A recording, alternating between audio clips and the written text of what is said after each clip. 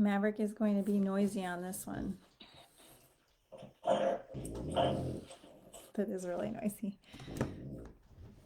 Okay, let's dive into today's training. I'll let Facebook do its thing. It's one of those days where you just kind of have to breathe deep a little bit, right? Yeah. So let me just get set up here. Make sure I got what I need so that I'm not rambling here. We're looking at belly fat in menopause, and we're looking at, well, why the heck does it happen, right? Because that's what we want to know. So, and that definitely does happen, or it seems to be happening more when you're in perimenopause or menopause. Sometimes that means that the scale's going up or not moving, or sometimes that just means like their body shape is changing. So if you're in perimenopause or menopause and you've kind of noticed that belly fat is sticking around no matter what you do, well, you're not alone. It's a frustrating experience for a lot of women during kind of like this stage. But the truth is, the reasons behind it are not really as simple as like eat less, work out more, which is kind of the message that we've been getting for a long time. Yes, that's important, but it's not the only thing to kind of factor in. It's kind of like if you were looking to save money, you wouldn't just save money without looking at your expenses. It's kind of that deal.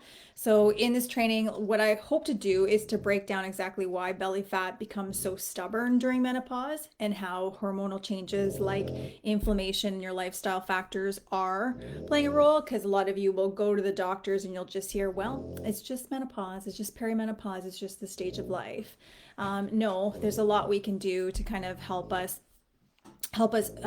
kind of affect our hormone levels, so maybe they're not so ragey. So we're also going to learn about the two different types of fat that affect your belly and why one of them is harder to target. And I do hope that in today's training it does leave you with some practical action steps in terms of, there is something you can do about that belly fat. I'm going to give you some actionable solutions that go beyond the traditional message of dieting and exercise. And of course, we're going to explore food, we're going to explore muscle building, we're going to explore lifestyle habits, we're going to do all of that.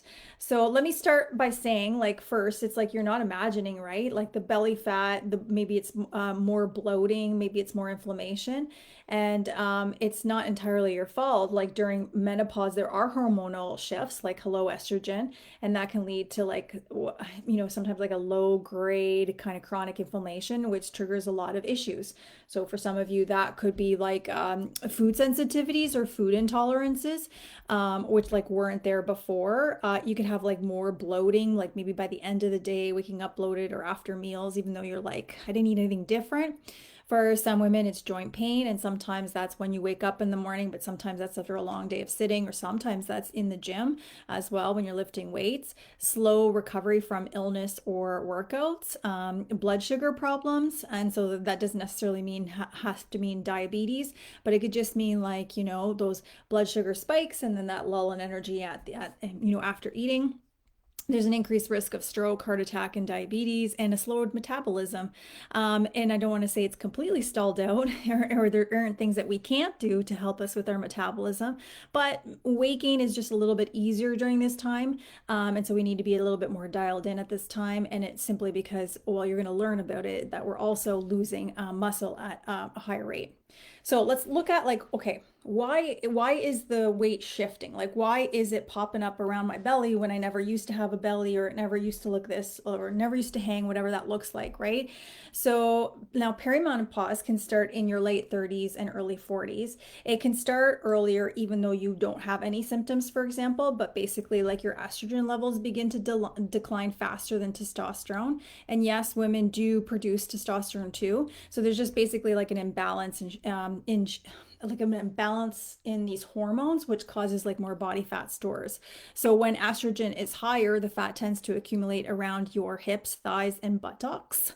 You kind of needed that too for pregnancy as well to support carrying the baby. But when testosterone takes the lead, fat storage moves to the belly, and that's similar to the patterns of men who gain weight as well. Like they gain a lot more generally around their abdomen. And that's not all. So then you have something called cortisol, which is like your stress hormone, and it rises due to lifestyle factors, but also because of these hormonal changes.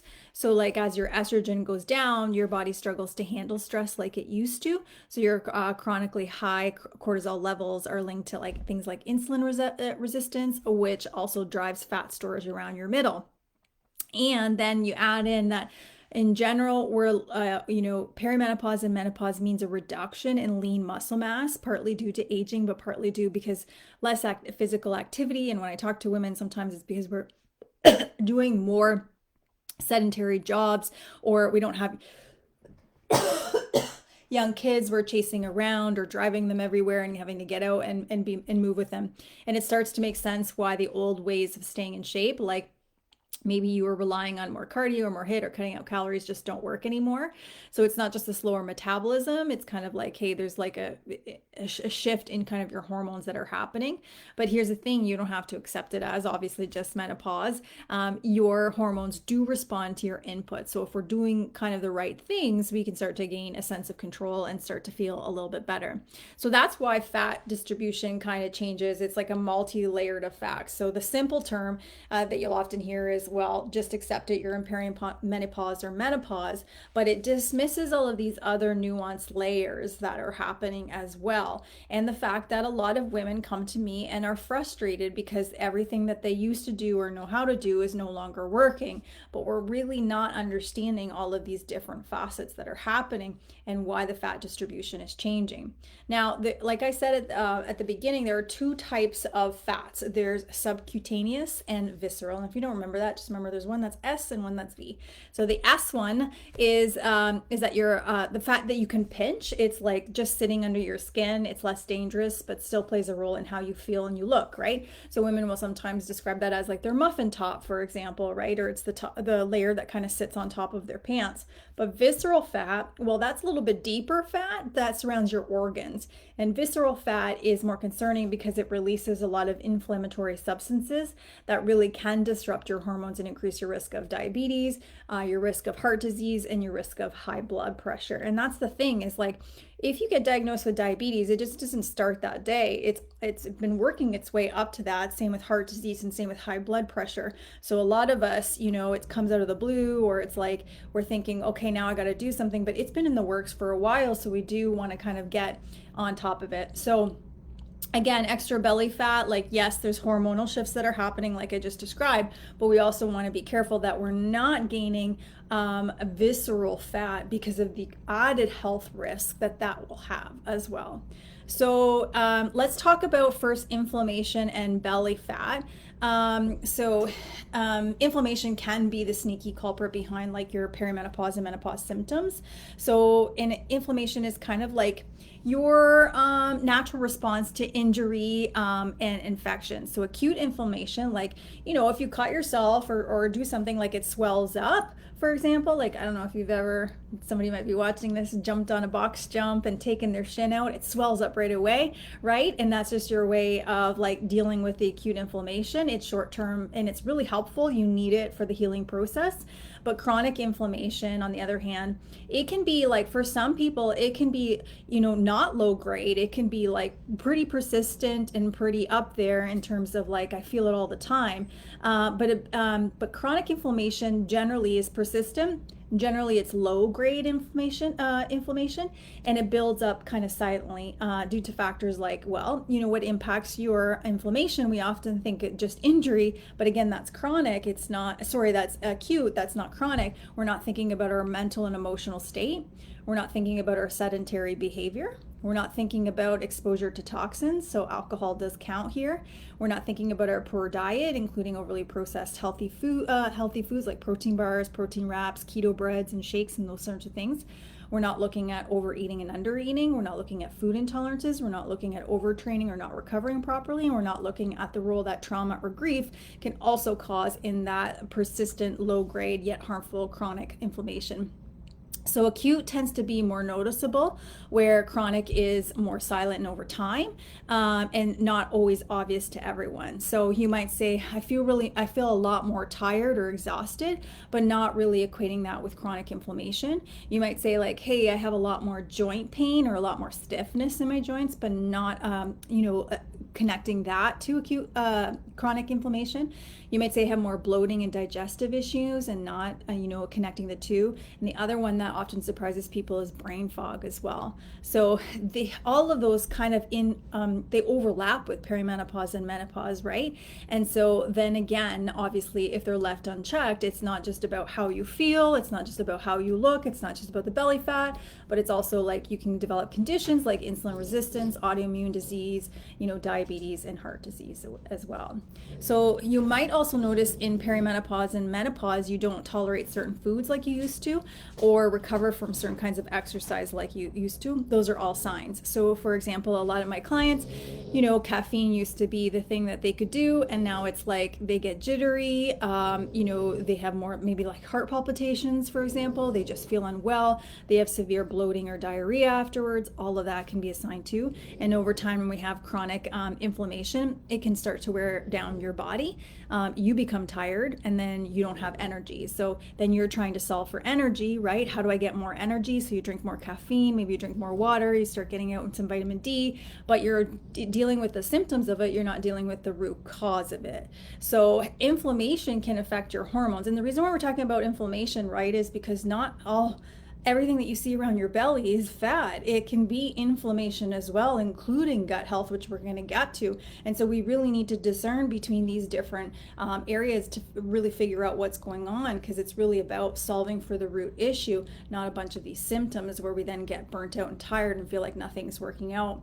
So inflammation does affect your hormones, right? Because chronic inflammation can disrupt cortisol, which then disrupts estrogen, progesterone, and your thyroid hormones. And the result, your body struggles to kind of burn calories, making weight loss harder and weight gain easier. And this isn't for you to be like, that's what's happening, it's my hormones. No, because like I said, your hormones respond to your inputs. So if we give them good inputs, then they start to do different things as well. So if we start eating in a different way and we start working out in a different way, right, then we can reduce the chronic inflammation.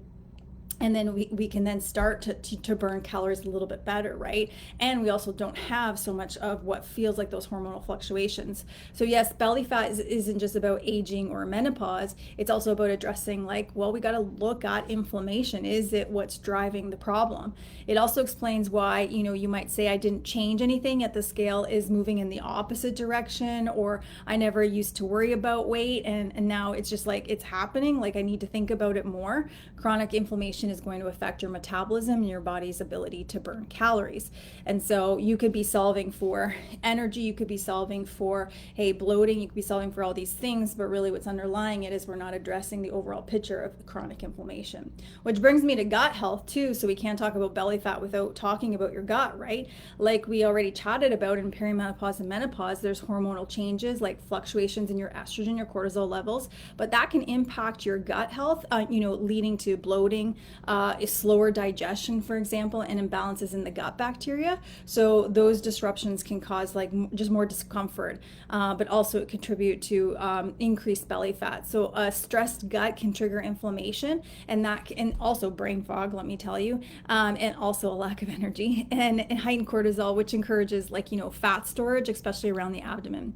So, and I guess in a nutshell, we do want to look at, okay, is belly fat about also supporting our gut health? And we can do that, through proper nutrition, through proper hydration, fiber intake, and stress management. Now, before, maybe you used to when you say sometimes to me like, hey, I've tried everything and nothing works, you really didn't have to think about stress. You really didn't have to think about your fiber. You really didn't have to think about digestion or inflammation, but now you do. So that's why you need a different strategy.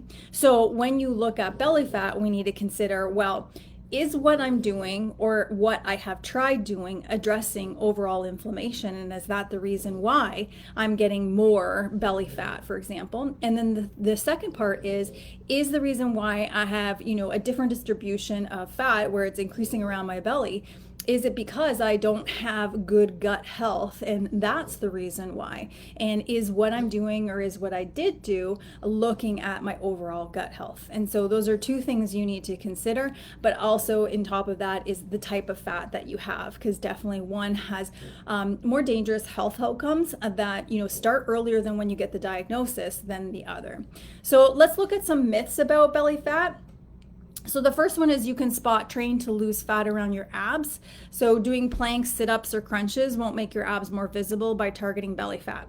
That's plain and simple. I can't express that enough. So if you're the kind of woman who goes, I have one day a week where I go and do ab work, or you're like, I always end my session with 20 minutes of abs or sit-ups or whatever, it can make them stronger. I would argue that there are more efficient ways of making stronger. Like, I'd rather make $10 than make $1. So that's kind of the difference. But it's not, you can't target belly fat in that area. And some of you will say, well, I know underneath that fat there is, some strength or some muscle in there. That's not how you're going to get it to be more visible. So when you perform ab exercises, your body burns calories, but not as effectively as other exercises. So for example, 15 minutes of crunches burns about 100 calories, while 15 minutes of full body exercises can burn like 500. So which one would you choose? I'd obviously choose the one, especially if I want weight loss, I'd choose the one that burns more calories, right? And after 16 plus years in the fitness industry and coaching women, I can very confidently say that a lot of women do their core exercises incorrectly, from poor posture to improper breathing, to common mistakes with sit-ups, planks, and bicycles and leg lifts, and that can just lead to wasted time and effort. And I'll give you a prime example of that. If you do leg lifts or bicycles and your hips hurt more than your abs, that's a common example of we're not doing it correctly.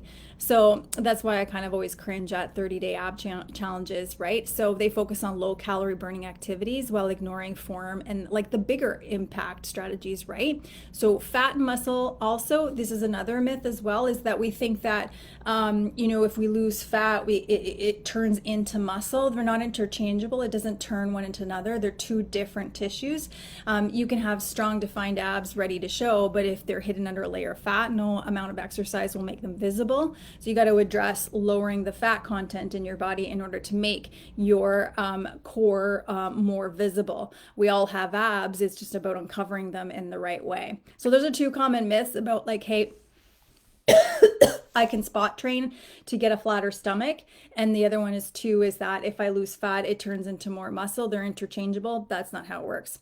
So the myth number 2 is you can't out exercise bad eating habits. So this is true only for about 1% of the population. I know we all like to think we're unique, but I'm not, I am not in that boat.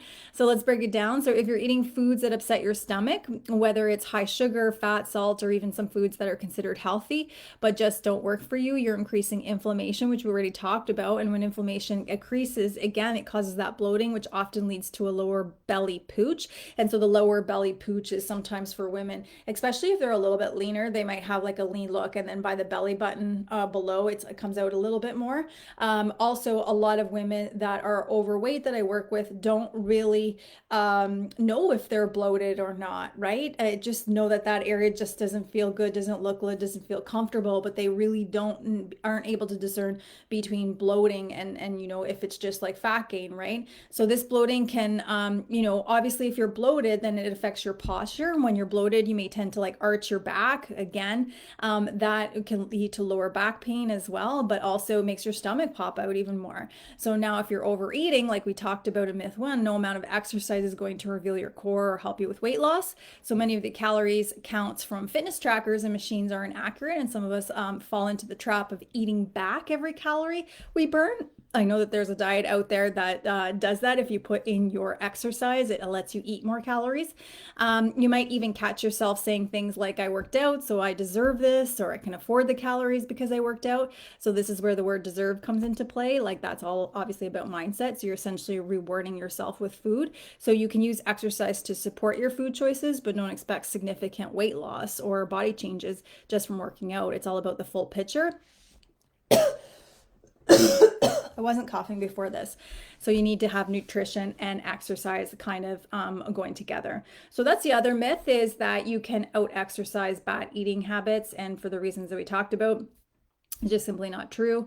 Eating carbs will make it impossible for you to have like a flat stomach, and that's just false. Carbs do make you hold more water, which is why when you go on a diet and you take them away, right, and you're just like, I've cut out carbs and I'm losing weight. Well, you need to be able to, I don't know why I'm saying discern a lot, but you need to be able to decipher the difference between this, the difference in the scale is not fat loss or even weight loss, it's water loss because of the carbs. And so that's why when you go back to eating carbs, the number goes up. It's not because carbs make you fat, it's because now you're adding water, because water is attached to carbs, back into the muscle. So there are ways to utilize carbs for more energy and to build yourself more muscle definition, not just the core, but overall. So carbs, you do need them to build more muscle. So when I say more muscle, I'm not talking about fitness competition kind of muscle. I'm talking about that toned look, that look that has everyone saying,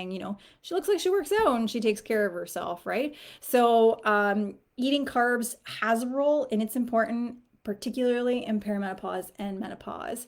You need to take fat burners to get your abs. Well, false. You don't need wraps. You don't need a patch or special tea or a chocolate syrup. Guess what you need? You need obviously a good training program, right? That builds on progression, but you need the nutrition to match it. Because if you think about it, like if I'm working out 30 minutes a day or 30 minutes 4 days a week, well, what am I doing the other 24 and a half? And you can say, well, Cindy, I'm sleeping 6 to 8 hours, but you could be outdoing what you do for the 30 minutes. And likewise, if you work out for an hour. So abs really do appear. So if you want to reduce the look, if you're just like, Cindy, I don't even want to abs, I just don't want the muffin top, I just don't want my body to look this way, then it's really about, you got to get your body fat percentage down lower. You got to do that by entering the game of fat loss, not just weight loss. And once you do that, then you're going to lose body fat overall. It's not going to be like, I want to do all this stuff and it's going to go here. It's overall, right? So myth 5, I just need to eat clean. So eating clean doesn't automatically mean you won't overeat or lose weight, right? Clean foods, like, they still have calories. And if you're eating too much, even if it's healthy, it can still lead to a calorie surplus. So even more importantly, if your digestion isn't function properly, it doesn't matter how clean your food is. You might be eating all the right things, but if your body isn't absorbing the nutrients, you're not getting the benefits. So a lot of women are not going to the bathroom every single day. They're going every 2, 3, 4, I had a woman say 5 days. Well, then you wonder why your hormones are so ragey or acting up, is because you're not eliminating the excess, number one. And number two is like, it's a clear sign that you're not absorbing all the nutrients from your food. So you need that kind of just like complicates things on top of each other, right?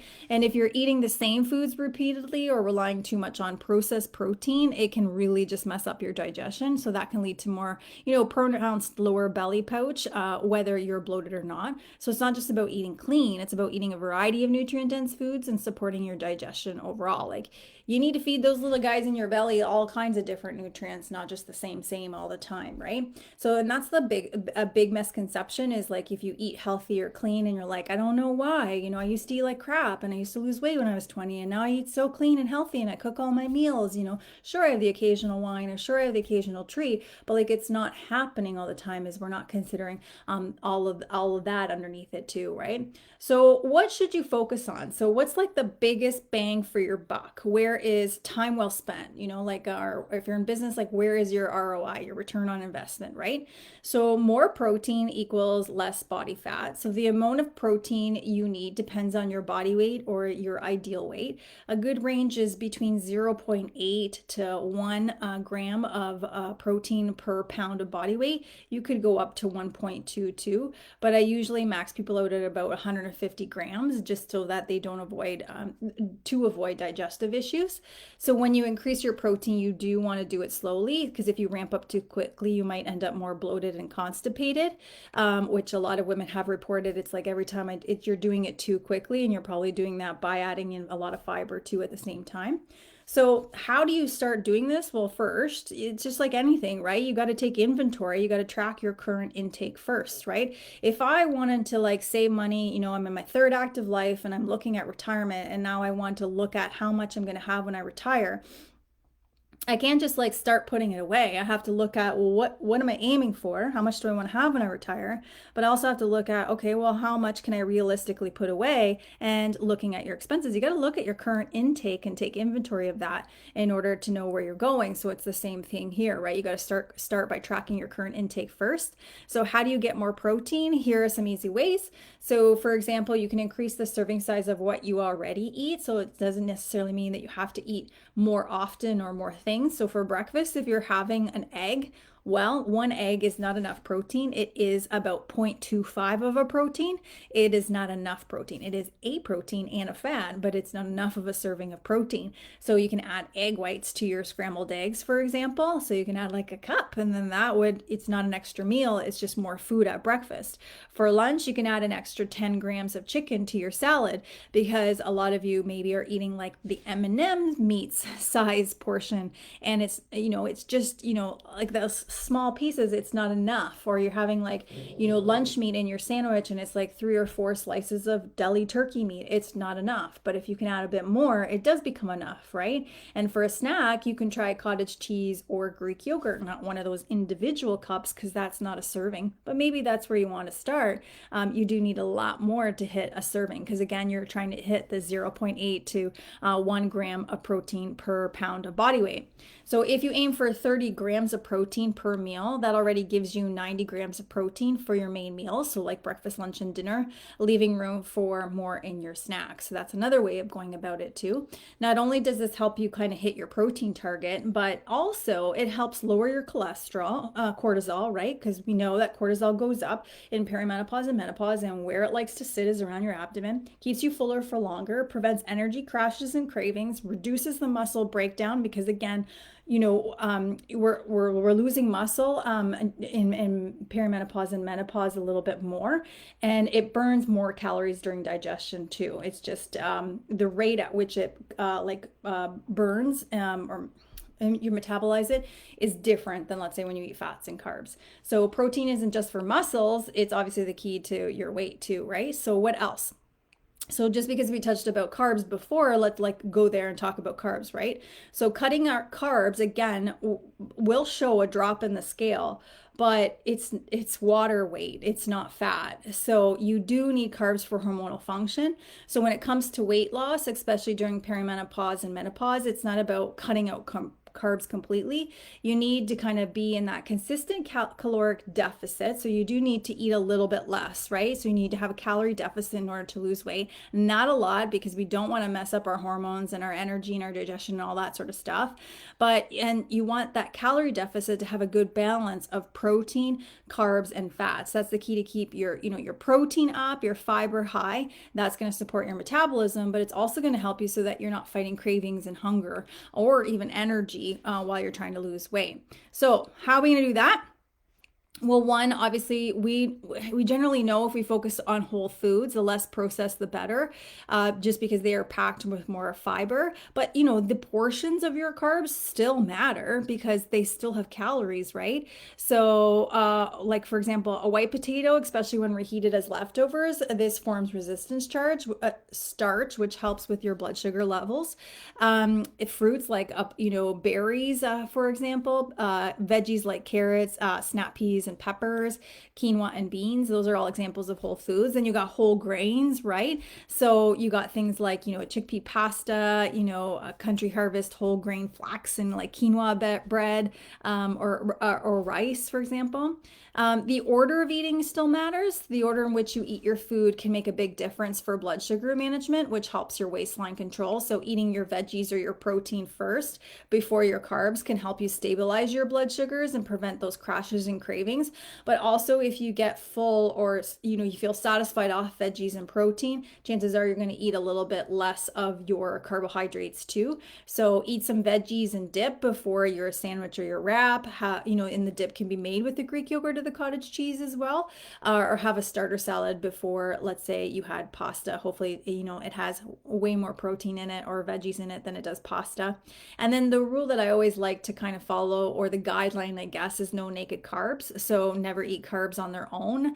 That can cause blood sugar spikes too, followed by energy kind of drops and cravings. So you can always pair it with a protein or a fat, even when you're having a treat. So that could be like, instead of just having an apple and peanut butter, instead of just having berries, for example, you're having a Greek yogurt, that sort of thing. So you kind of like, if you have a combination with your carbs, that will help you with that too. So in terms of your practical steps, we covered protein, and then we just covered different strategies in terms of carbohydrates.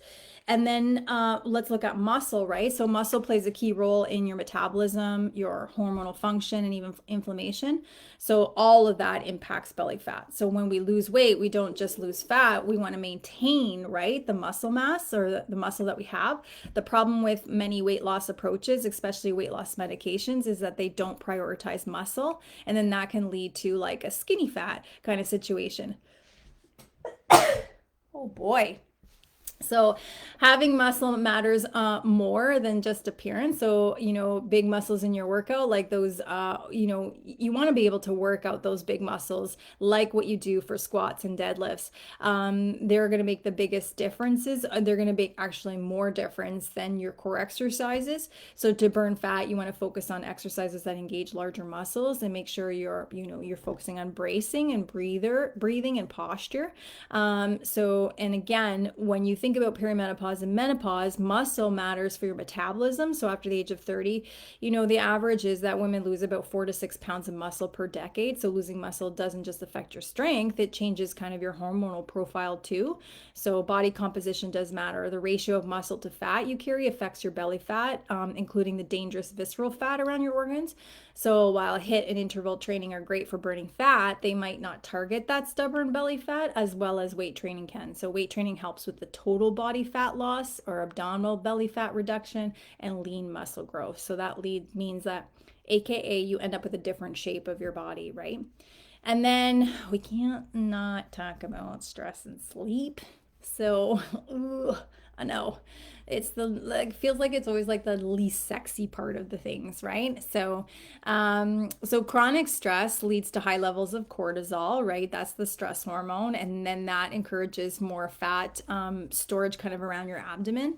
So managing stress is really important for reducing belly fat. So everybody kind of has different stress management techniques. Sometimes when I talk to women and I ask, like, what do you do for stress relief, and they're like, I zone out on my phone, I zone out on the TV, or it's like I snack, I eat. And so it's looking at, well, are the techniques that I have going on to help me with stress, are they actually helping me deal with my stress? Or is it just like helping me survive through stress, not thrive? And then sleep, right? It's looking at like the quality of your sleep, not necessarily the quantity of your sleep. But we all know that if we have crappy sleep, our energy tanks, our mood tanks, and then we generally have more cravings, right? So we got to look at our bedtime routine. That's how I coach women too. Is like, what does it look like, leading up to bed? How are you preparing your body for sleep? And then what's your morning routine kind of look like? And then we look at troubleshooting what's happening in the middle of the night. If it's waking up to pee, then we got to look at your water strategy. If it's busy brain, we got to look at, okay, what are you doing to decompress before, or journal, or that sort of thing. If you're looking at hot flashes and stuff like that, then we're looking at, okay, well, what else are we doing around nutrition, exercise, all of these things that we kind of talked about that will help you with some of that hormonal stuff that's happening. So all this to say is, like, oftentimes I get women who, are in perimenopause or menopause, and they're just really frustrated. They're frustrated because they're stuck in, I used to do this and it no longer works. Well, now we understand that it's not meant to work at this stage of life. You need something different, right? And then I'll get women who are like, I've never had to worry about weight, and now I'm in perimenopause and menopause, and now I have to worry about it. It's, and I don't know what to do. And so it's like they feel overwhelmed with where to start and what's going on. And then I have other women who want to blame their hormones, and hormones are a part of your experience on what you're going through and the weight shifts and everything else. But we need to make sure that when we're talking about our hormones, that we're not discrediting the fact that we can do things that impacts the way our hormones respond. So rather than saying it's just hormones, accept it or be all pissy about it, we have to look at, well, what am I going to do about it? And there are certain things we can do it. And sure, you can look at hormone replacement and things like that, but that hormone replacement is going to work better or optimally if we're also looking at those other factors.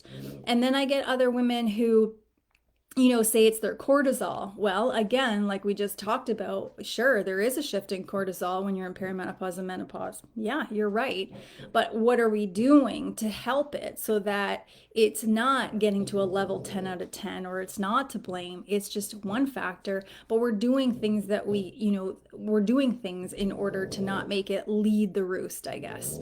So if that's kind of you, like it's looking at, we got to take a little bit of, I guess, responsibility, ownership. But I also don't want to put blame, because perimenopause and menopause hasn't been talked about as openly, or, women don't really understand what's going on. So I think, like, I hope that when I do these trainings is you get to understand what's going on behind the scenes in your body, but also understanding, well, I can take back my power and have a different experience during this stage of life than maybe what my mom had or what I'm already experiencing.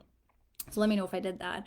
And really, we just focused on, I gave you took it from a broader angle and narrowed it down. And we looked at protein, we looked at carbs, we looked at stress, and we looked at sleep there. And so the question is what are you going to do with that information? How are you going to take imperfect, consistent action today? So what's the one step you're going to commit to, right? So these trainings are really designed to help you make connections. So take bigger topics, take imperfect action, and because, doing simple better is the secret. We often think that there is like something more we can do or different out there. It's really, we just got to get really good at being as consistent as we can with the simple things. And so this is your permission slip to become an imperfect action taker. Take what you've learned today and kind of turn it into action. So if you want support outside of these trainings, I do one-to-one coaching. That's kind of where the transformation happens. Well, it is where the transformation happens. It's, I help women simplify their nutrition, their exercise, stress, and sleep habits in a way that supports their hormones, their energy, and digestion. Again, you got to think about all those things now that you're here. We got to tackle the mindset shifts needed for sustainable weight loss and lifestyle, because if this is constantly beating you down, it doesn't matter what you do. And give you the structure, the tools, and the high accountability to really make it stick. So this isn't about doing it perfectly. It's about doing it smarter with the support and the strategies tailored for you, where you are right now and kind of where you want to go. So if that's piqued your interest, then you can pop into my DMs. You can ask me tons of questions about it, but I hope that you'll also share your 3 top health and fitness goals too. And if that feels too scary right now, you can head to the guide tab at the top of this group, and you can listen to all the previous trainings as well, but to the stories and transformations of other women who've experienced the shift. So today, I hope that I helped you understand what's going on and why the weight is shifting and what to do about it. My goal was that it empowered you to do something about it. The question is whether you will be. So I hope that you'll pop into the comments and let me know, what are you going to do with today's training? Are you just going to let it, sit there as additional knowledge, making you feel like, hey, I'm not doing the things I know I should be doing? Or are you going to take imperfect action steps on some of the things we covered today? And if so, what are those? I'd love to see you in the comment section. Okay, I'm Coach Cindy signing off. Until next time.